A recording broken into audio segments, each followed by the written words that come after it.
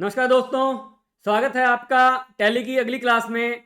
आज हम आपको एक छोटा सा टॉपिक कराएंगे जिसके अंदर हम आपको बताएंगे फिजिकल स्टॉक वेरिफिकेशन को टैली के अंदर कैसे रिकॉर्ड किया जाता है। देखिए, जब आप स्टॉक मेंटेन कर रहे हैं तो कई बार हमारी ऑडिट भी होती है या हम खुद से एज ए इंटरनल ऑडिट या हम एज ए ओनर हम अपना फिजिकली स्टॉक काउंट करवाते हैं, वेरीफाई करवाते हैं। तो इन दैट केस हमें कई बार पता चलता है कि हमारा स्टॉक मैच नहीं कर रहा, जो हमारा बुक्स में जो स्टॉक है वो एक्चुअल में हमारे पास अवेलेबल नहीं है। मतलब पॉसिबल रीजन कुछ भी हो सकता है। आपने वो स्टॉक शायद सेल कर दिया, उसकी इन्वॉइसिंग नहीं हुई, या कोई एम्प्लॉई ले गया उसको, या आपका चोरी हो गया, या उसको मतलब कोई जलने वाली चीज़ थी वो जल गई, या कोई ख़राब होने वाली चीज़ थी ख़राब हो गई। मतलब पेरिशेबल गुड्स हैं, बिल्कुल ही ख़त्म हो गई अपने आप। तो इन दैट केस आपका फिजिकल जो वेरिफिकेशन जब होगी तो गुड्स जो आपके स्टॉक आइटम जो बता रहा है वो आपका आइटम नहीं रहेगा। तो इन दैट केस क्या होगा, जो वो आइटम आपका चला गया तो वो आपका लॉस में चला जाना चाहिए। तो लॉस में जब चला जाएगा तो हम उसको रिकॉर्ड कैसे करेंगे, हम उसके बारे में आज आपसे बात करने वाले हैं। तो आइए मैं आपको दिखाता हूं। उससे पहले जो हम फिजिकल स्टॉक को वेरीफाई करेंगे उससे पहले हमें कुछ देखने की मैं आपको दिखाता हूं। देखिए, इससे सबसे पहले मैं आता हूं स्टॉक समरी पे। यहाँ एस प्रेस कर सकता हूं मैं, शॉर्टकट स्टॉक समरी पे मैंने ऑल्ट F1 किया डिटेल्स के लिए। और अगर आप ये देखें तो मेरे पास 309 लैपटॉप अवेलेबल हैं स्टॉक के अंदर, जिसकी वैल्यू 2,93,00,000 वैल्यू है। मैंने ये 309 लैपटॉप मेरी बुक्स में है और 293 CR मेरी वैल्यू है। तो ये लैपटॉप मैंने फिजिकल वेरीफाई किए। तो मैं एक बार एक शिफ्ट एंटर कर रहा हूं। तो देखो, मैंने कल पिछली क्लास में आपको बताया था कि मैं ऐसे गोडाउन क्रिएट कर सकता हूं। तो मैंने जब काउंट किया तो गोडाउन के अंदर मैं गया तो हिसार गोडाउन में जो 209 लैपटॉप शो कर रहा है उसमें से 9 लैपटॉप गायब थे।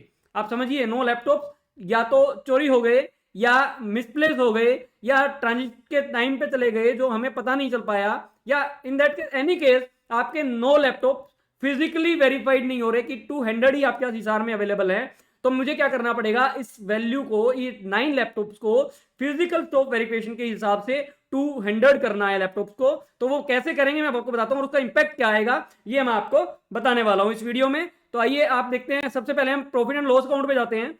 पी एंड एल में ये पी प्रेस कर सकते हैं आप इसके लिए।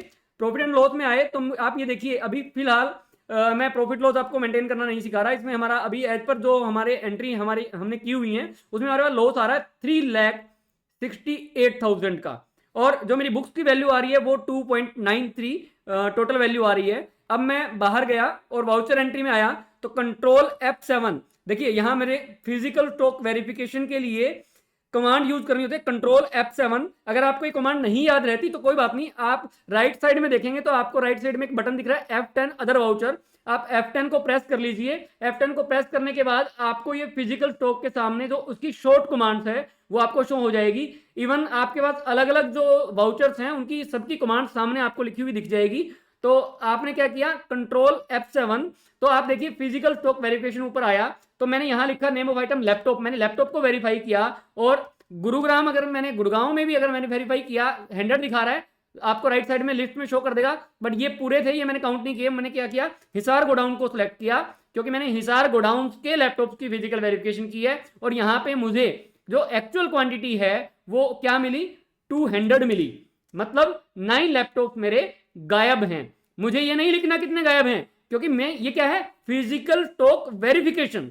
तो फिजिकल स्टॉक वेरिफिकेशन है तो मुझे ये लिखना है कि कितने लैपटॉप मुझे स्टॉक में फिजिकली वेरीफाई मैंने किए हैं। तो मैंने इसको नरेशन, अगर आप नीचे कुछ देना चाहें कि मेरे बाकी के लैपटॉप चोरी हो गए हैं या डिस्ट्रॉय हो गए हैं, या एनी केस जो भी आप उसके साथ लिखना चाहें नरेशन में आप लिख सकते हैं। और 29 जैन को मैं एंटर कर रहा हूं, मैंने एंटर कर दिया।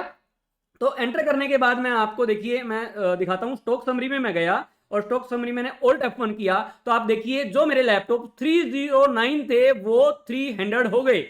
और मैंने वापसी शिफ्ट एंटर किया तो देखिए हिसार लोकेशन पे अब सिर्फ 200 लैपटॉप्स हैं। और वैल्यू देखिए 2.84 CR फिनिश्ड गुड्स जो लैपटॉप मेरा है उसकी वैल्यू मेरे पास सिर्फ 2.84 सीआर आ गई, जो 2.93 सीआर थी उसमें से वो वैल्यू ऑटोमेटिकली डाउन हो गई। इसका इंपैक्ट P&L पे क्या आया, मैं बाहर गया और प्रॉफिट एंड लॉस में अकाउंट में गया तो आप ये देखिए यहां भी मेरी वैल्यू कम हो गई, और जो 9 लाख रुपए की वैल्यू लगभग कम हुई है वो आपका नेट लॉस इंक्रीज हो गया, क्योंकि वो मेरा स्टॉक गायब हो गया तो मुझे लॉस हुआ तो मेरा नेट लॉस इंक्रीज हो गया।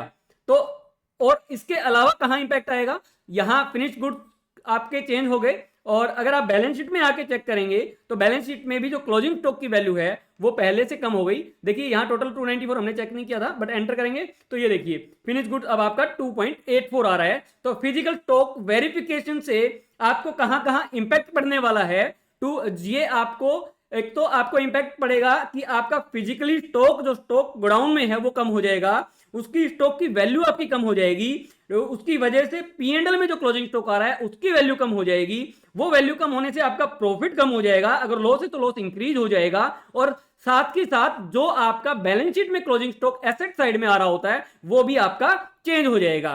तो ये सारा फिजिकल स्टॉक वेरिफिकेशन से रिलेटेड जो भी डिटेल्स थी वो मैंने आपको बताई। उम्मीद करता हूं आपको समझ आई होंगी। अगर आपको कोई भी चीज के अंदर समझ ना आई है तो आप कमेंट्स करें, मेरे को बताएं, और अगर आपको सब समझ आ रहा है तो प्लीज आप चैनल को सब्सक्राइब जरूर कीजिए। आपको ऐसी ऐसी बहुत सारी वीडियोस मिलने वाली हैं इन फ्यूचर। तो आज के लिए इतना ही, धन्यवाद।